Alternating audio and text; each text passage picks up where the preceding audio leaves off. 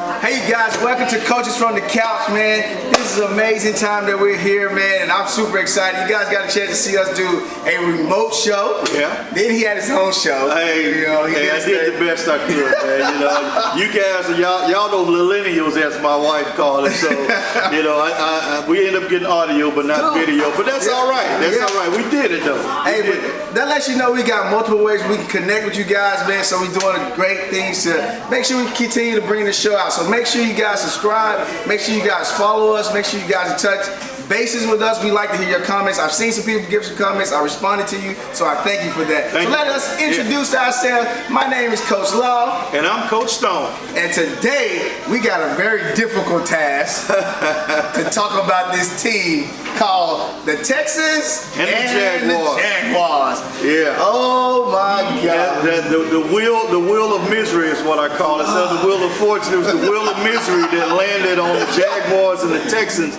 But hey, we said at the top of this show 4 or 5 weeks ago that whatever we land on, that's what we're going to coach up. So we landed on the Texans and Jaguars, so we're going to do it. I'm kind of torn because I really don't know what to say about these two teams. Like, when I look at the film and I break it down, I'm looking at it. To me, in my head, I know he got grades and all that stuff. You know, he got numbers and all that stuff. To me, in my head, I think they evenly match. Yeah. But when I look at these two teams, I'm asking the question is like, where did they go from last year? Where did they show up from? Who are they? You know, it's funny you say that they look the same because you're right, I do have the grades. And on paper, on the graded paper, the Jaguars are far superior than the Texans. But as Charles Barkley said in basketball, the eye test, the eye test tells me that these two teams are closely matched. And it's going to come down to one big play that's gonna make or break this game. I don't know about one big play. I think they just need to show up and play the game. Because Jaguars, you like, oh, they're gonna be the top defense in the NFL. It's supposed to be. They got down there, played the Patriots, got smacked in the face. Or did the Patriots expose them in the playoffs and now everybody knows what's going on? Or could it be that Mr. Ramsey opened his mouth up and now he's got to eat a little humble pie? In other words, he wrote a check he can't cash, that his butt can't cash. We're a family show. We can't say the donkey word. Okay. So what do you think, Coach, about what you see about this game? And I'm gonna tell you I'm very bland about this game. Like, I'm trying to figure out how to coach them up, but if I coach them up, I'll be coaching up the team the same way. Yeah, you're right. And it's like I've said all season long. Yeah. What sets up the passing game is a good running game. Gotcha. And the Jaguars had that in Leonard Fournette. Gotcha. But this will be the third week that Fournette hadn't played because of a lingering hamstring injury. As of today, they said that he didn't even participate in practice. Wow. All he did was kind of walkthroughs and stretches. Yeah. So there's still no indication whether or not he's going to play. And if he does, what kind of game is he going to give them? Yeah. So that gives them a backup running back in Yeldon, who suffers from a foot problem with an ankle. So I put him on the bench on my fantasy. So you have to deal with Fournette, who's a power runner, but's got a bad hamstring, and Yeldon, who's a finesse runner, who's got a bad ankle and foot. Yeah. So when your running game is on point, that sets up your passing game. Yeah. But guess what happens when your running game's not on point? You gotta pass all the time. You gotta pass all the time, and when your quarterback is Blake Bortles. Right. I was just about to say, who that quarterback? Okay. I'm sorry, Jaguar fans. But we had to get that out. Right. So after we've got that out, we have to now put our coach's hat on and try to coach them up. We got to try to coach them up. So when I look at the Jaguars, like I said, man, it's so bland. But I'm like you. If you take away the running game and they don't have a running game, they still don't have a passing game either. You know, the Duval County, I'm sorry, Duval, you can't be yelling, Duval, can't do that no more. But what I'm saying is this, is that I think that if they go to the Alex Smith type deal, the dink and dunks, try not to let Yeldon, if he's available, to not win the game. Yeah. You definitely don't want Blake Bortles to try to win the game. No. So what you want to do is get it out of his hands quick, put it in the hands of your receivers, and hopefully they make the plays.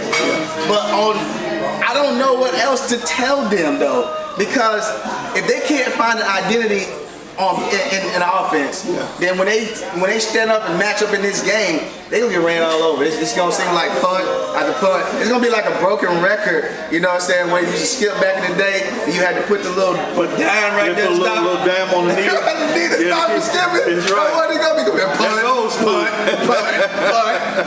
So it's gonna be crazy, man. Well, you know, I think they will get a chance to yell Duval because on the other side of the ball, with Deshaun Watson, he's prone to throw picks. Oh yeah. How prone is he? The last 8 games he's thrown at least one. The last 8 games in a row, he's thrown at least one. And you got a cornerback over on the other side that's been writing checks. That it's time for him to cash one in. He'll probably cash a couple of them in against Deshaun Watson. Deshaun Watson was a great athlete in college, and I think he will be good in the pros. He's just not ready yet. But I don't know about that. I think he's still scared of his leg. I think the fear is still there. I think he's still afraid of that leg, and then he's trying to step up. But then when you got everybody's pushing up against you from the line, and your line is not blocking, you finna take off running. You gotta think about that stuff. So he could be thinking about long term, and so when he's throwing that ball, you know, every now and then that one to get like this. You know, it get this small when you think it's that wide, and it's like, but then you like, my knee. I don't want to hurt my leg no more. I'm not getting the push, and my line is not pushing where I need to be. So he could be thinking about being there long term and not being 5 years and he out.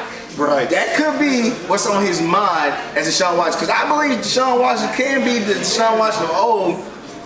It's sad to say of old when he's like, it's like 3 years. That's right. You're right. But you know what we're gonna do right now, Coach? We're gonna go to a commercial break, and when we come back, we're gonna have our tailgate moment. Cool, and I like that. Hey, you guys, once again, make sure you follow us. Make sure you subscribe to this channel. Make sure you follow us on all social media platforms. And hey, when we come back, we'll have some great food for you guys, man, to really taste. You ain't gonna be able to taste it. You come down here to taste it. And we're at Southern Fried. Southern Fried Barbecue, also known as SPBBQ, over on Hacks Cross Road. And actually, I think they probably will be able to taste it. Oh, they will? Yeah, because she said, remember the first show, she said it was righteous food. It was a righteous food. It's righteous food. You're gonna have a Jesus moment. You have a Jesus moment. It's gonna make you say, oh Jesus. Oh Lord. We'll see you guys after this break, man. Thank you guys, and we'll see you guys soon.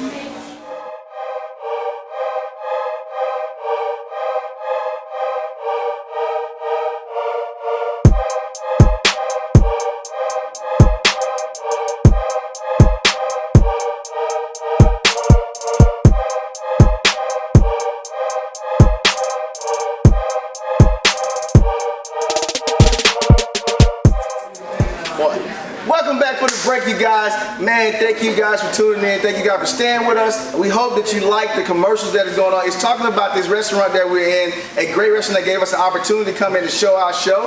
It's Southern Fried Barbecue. We want you to come down here in Olive Branch, off of Cross Road. Down the bottom, you'll see the ticker, where you can see the address. Make sure you come down here. They have a thing, they say they'll feed you till they run out of food, right? Feed you till they run out of food. Right. So this is Coach Brother Couch. I'm Coach Law. And I'm Coach Stone. And we now have a new coach sitting down here. Honorary coach. Coach Tina. Coach Tina in the house, and she brought us some great food. I did not bring you a barbecue bologna sandwich. Okay, no barbecue bologna sandwich. I brought you a barbecue bologna sandwich. Sandwich. How many M's in that sandwich? Hard on the double 2 M's in that. Double M. Double M on the sandwich. Double M. So what's all in this sandwich? You know, We the take sandwich. We take the biggest, fattest roll of bologna we can find, and we slice it at least an inch thick. And we top it with our made on the premise barbecue sauce. Some coleslaw. Some Texas toast, buttered on the inside, crisp on the outside. Some seasoned fries.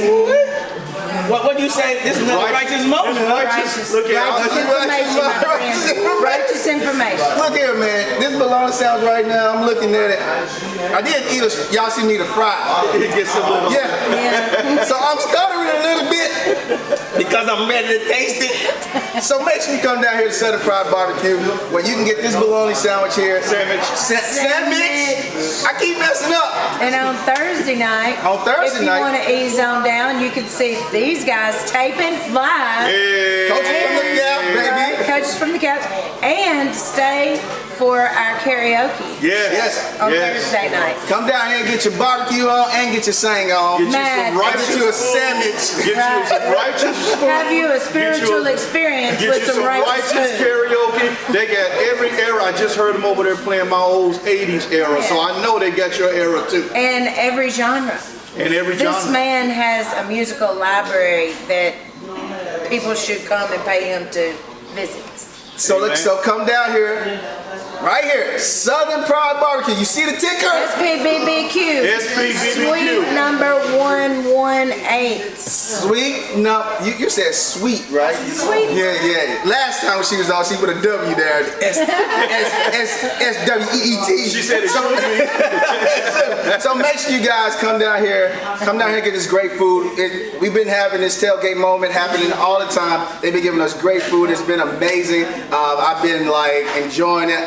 I know Coach been enjoying it. He turned me on here, and we're very grateful for being here. And Coach Tina, we thank you for having us here. Thank you, Coach I'm glad to feed you guys. Every day, all day. That'll work. All right, you guys, we're gonna go to commercial break, and when we come back, we're gonna give our final thoughts, and then we're gonna give our moment where me and Coach Stone over here got our little segment. I hope you're ready for this thing. All right. All right. So, we'll see you guys in a little bit.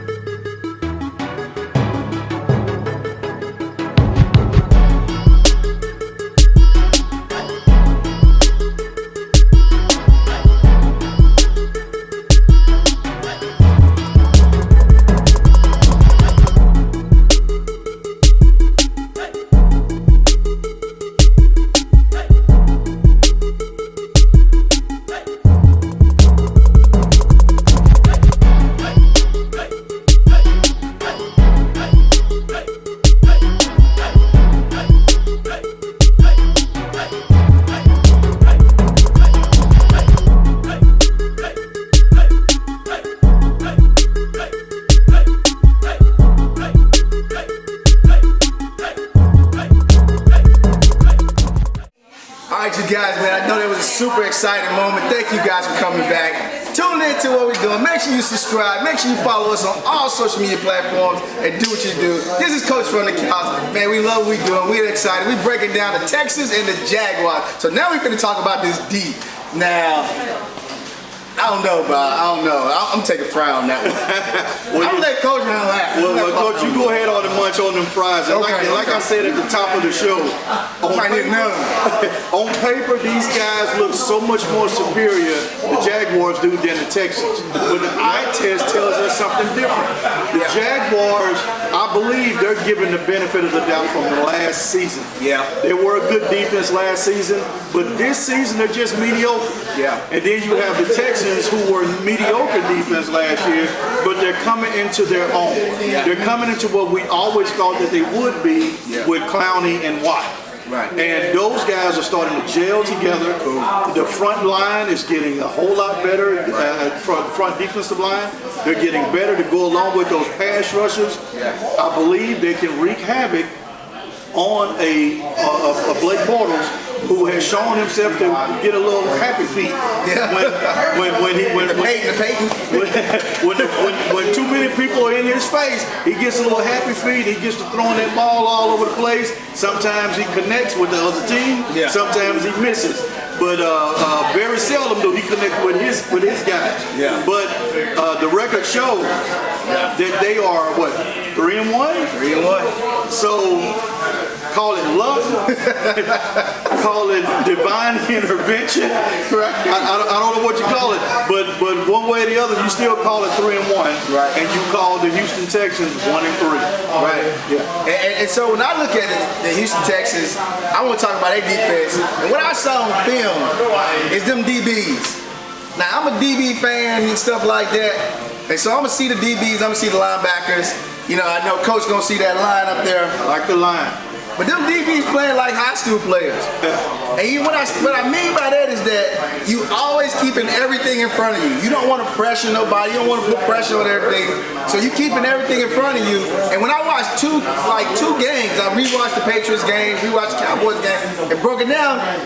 Man, teams can just hit them in the front. Bam, bam, bam, bam. Yeah. 5 and 6 yards. You know, you getting 5 and 6 yards just like Coach said. You getting 2 to 3 times, you got a first down. Yeah. Basically. Yeah. And so teams are eating that up because I guess the coach tell them, don't get beat deep, but just keep everything in front of you. Yeah. And so I think the Texans, even though I like the line, I like what them guys can do, they can't do it by themselves. Yeah. And they can get that push all they want to, but even a Blake Bortles can shred a team if it seems like you playing like we're loose on these as a cornerback, as a DB. Yeah. And the linebackers, I don't even know where y'all at.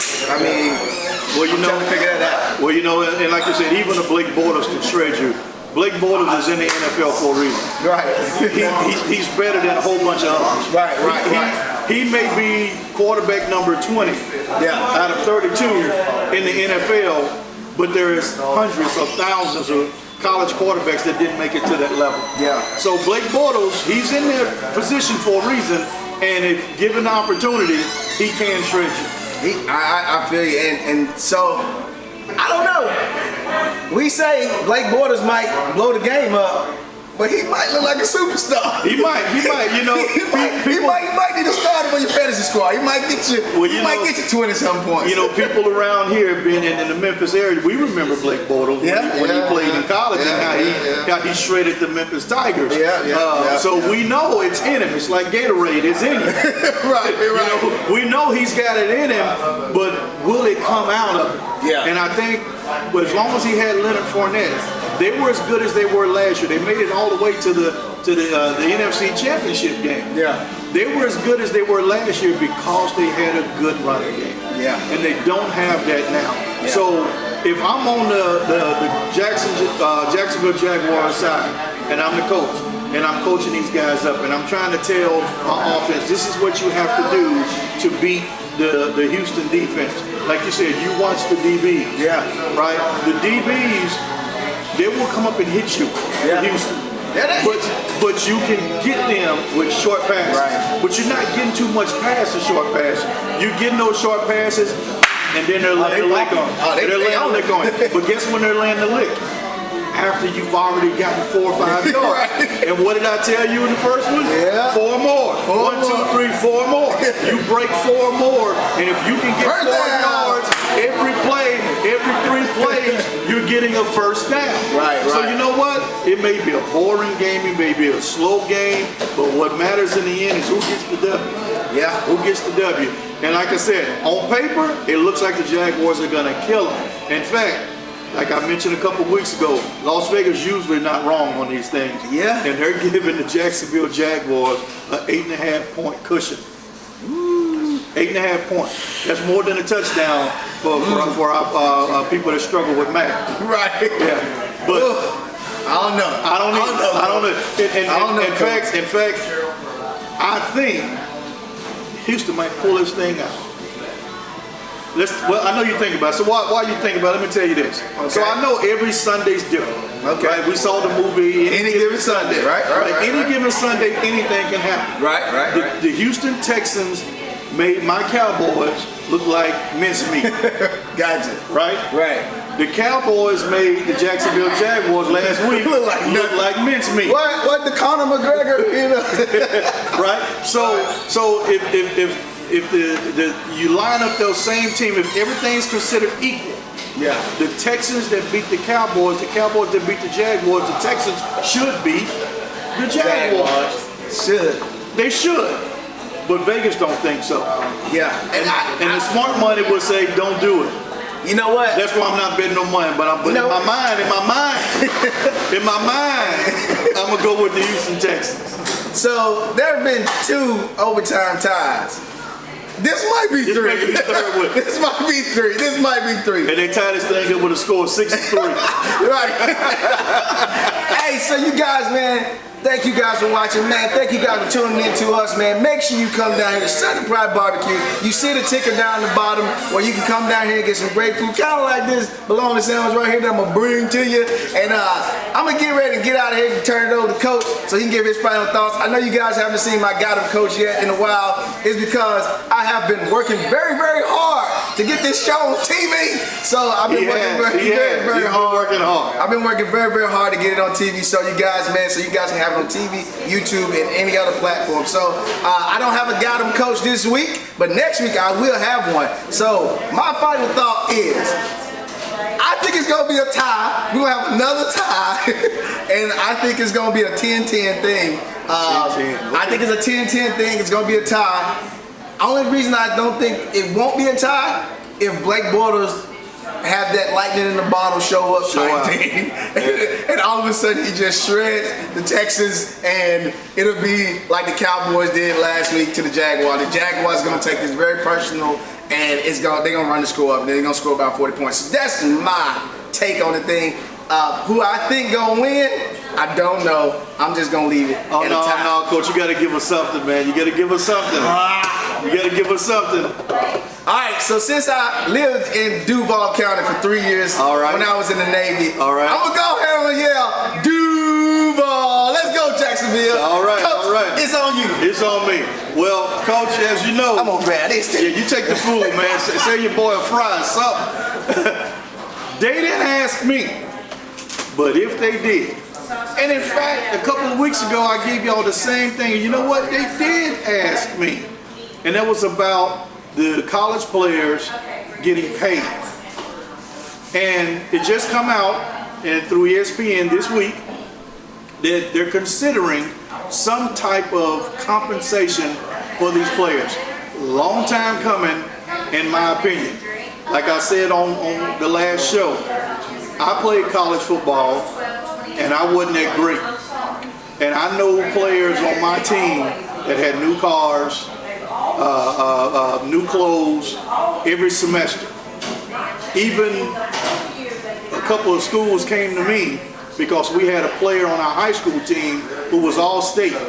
And they came to me and said they will give me XYZ if I can convince my best friend to come play with the school, and then I would get to come with them. So I know if they do that for someone like me who was just a decent player, you know they're doing it.